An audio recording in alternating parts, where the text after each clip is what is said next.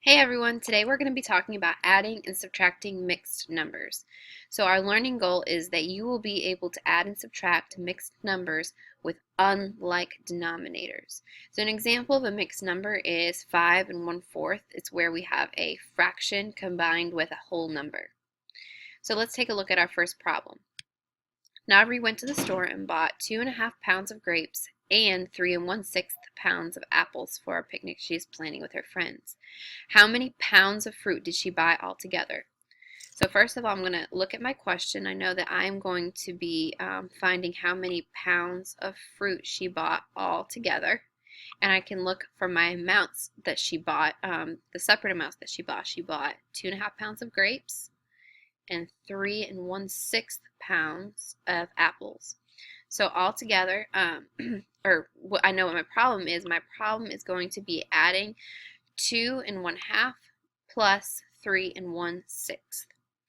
So there's several steps that we have to follow when we're adding or subtracting mixed numbers, but they're always the same. The only thing that would be different is if you're subtracting, then you're going to be taking away the number, and if you're adding them together. But the steps that we're following are going to be pretty much the same.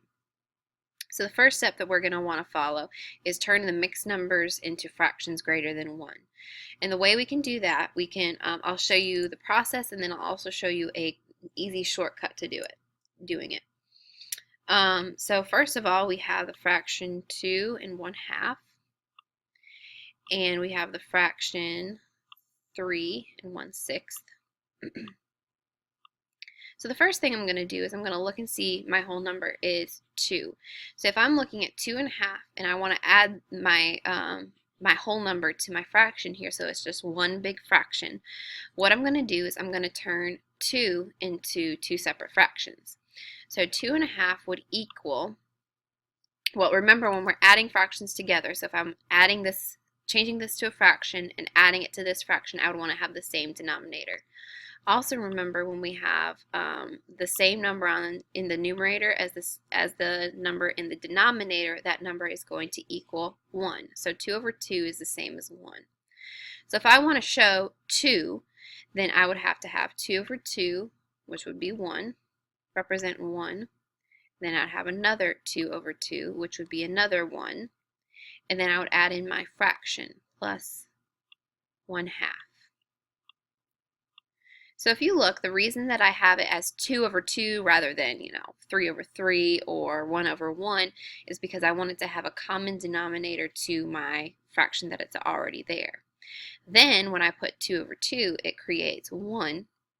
So that means I need to have 2 of these because I'm trying to show 2 whole numbers. So 1 plus 1 plus 1/2.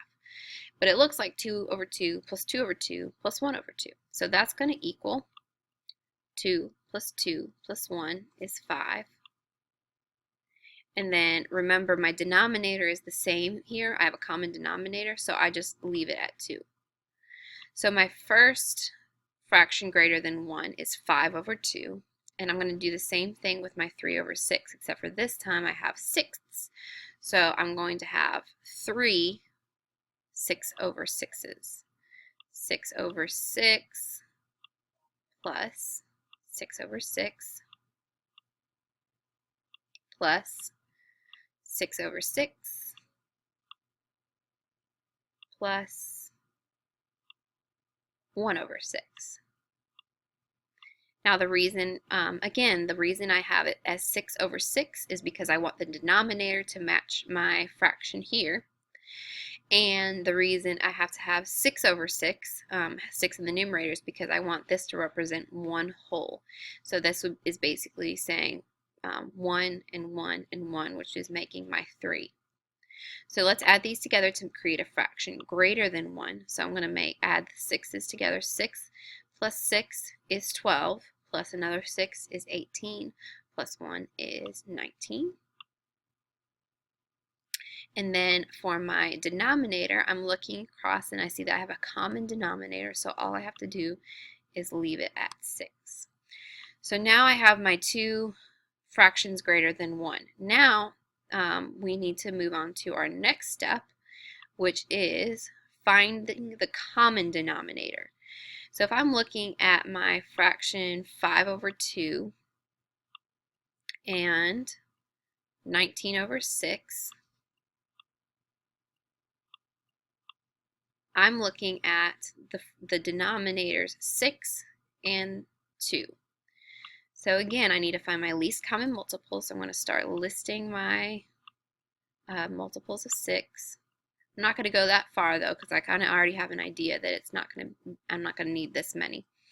Then I'm going to start listing my multiples of 2, 2, 4, 6, and 8.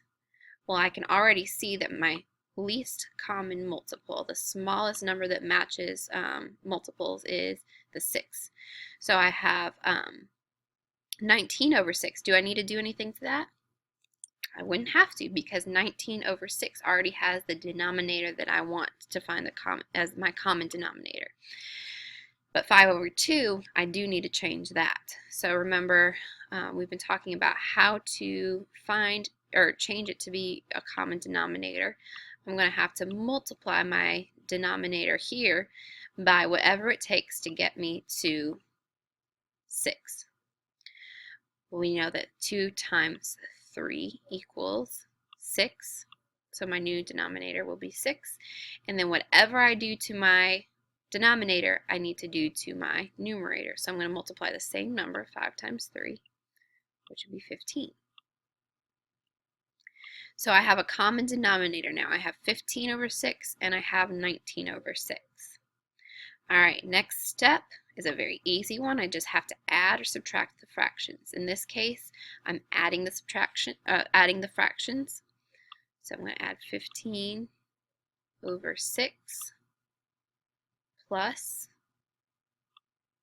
19 over 6. Alright, so again, like I said before, when I'm adding fractions, I have a common denominator. I don't need to do anything to the denominator. I just need to leave it at 6. And then I need to add 15 plus 19. So if we're adding 15 plus 19, that would be 34. Okay, so now we have the fraction 34 over 6. Okay, that's our answer. So if we look back at our question, if we scroll back up to our question said, how many pounds of fruit did she buy altogether? So we changed our fractions into fractions greater than 1. We added them, but now our last step is we need to change it back to a mixed number. Because generally when you go to the store, you don't say, I need 9/6 of pounds of banana. You say, I need 1 3/6 pounds of banana. So you are going to have to change this back to a mixed number. Now, the way that we do this is we are going to go ahead and figure out how many 6/6 there are in 34 over 6. So if I go ahead, I'm going to start adding them together. So I have 6 over 6 plus 6 over 6. So far, if we're counting, this represents one whole, this represents one whole. We have 12 over 6, so we're not at 34 yet, or past 34. 6 over 6, that's 18/6. Another one. Okay, so now we have 6, 12, 18, 24, 6. So we can keep going, add another one. So now we have 6, 12, 18, 24, 32, 6. So if we have 32 6, then how many 6 are left over? And that would be 2 6.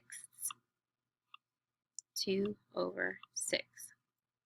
Okay, so now all we have to do is count how many wholes we have. We have 1, 2, 3, 4, 5.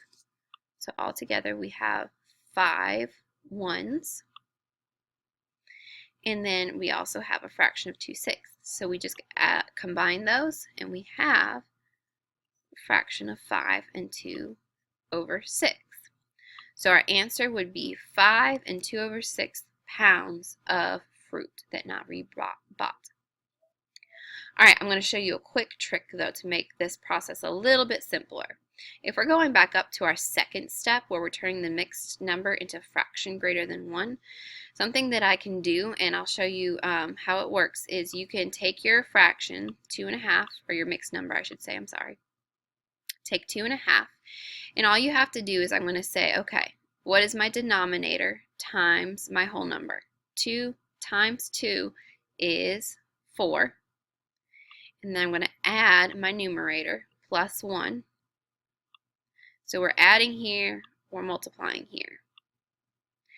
So 2 times 2 is 4, plus 1 is 5. So that's 5, and then my denominator always stays the same unless I'm finding my common denominator. So it has 5/2. Just the same as what we got right here. It's just kind of a quick trick to make it a little easier. Let's try it again with 3 1/6. Let me make it a little bigger so that we can draw the arrows. So if I'm looking at 3 1/6, then I'm going to multiply my denominator times my whole number, because that's basically what we're doing here. We are showing how many 6/6 there were, so that would be 18. 6 times 3 is 18, and then we're going to add whatever our product is to the numerator. So I get 6 times 3 is 18, plus 1 is 19 over, and our denominator stays the same, 6. So we have 19/6, which matches what we had up here. All right, this is something that if you're confused by it, you need to make sure you're writing notes. You need to make sure that you are practicing with me, and you need to make sure that you are doing the examples with me as well. Go back and rewatch the video as many times as you need. This is a process. Once you get the process down, you'll be fine, but it does involve a lot of practice. So I want you to go ahead. You only have 2 problems that you need to try by yourself. So your problems are going to be adding 1 1/2 plus 3 2/3 and subtracting 2 1/3 minus 1 5/6. Make sure you follow all the steps. Rewatch the video as you need, and I look forward to going over this with you. Have a good day.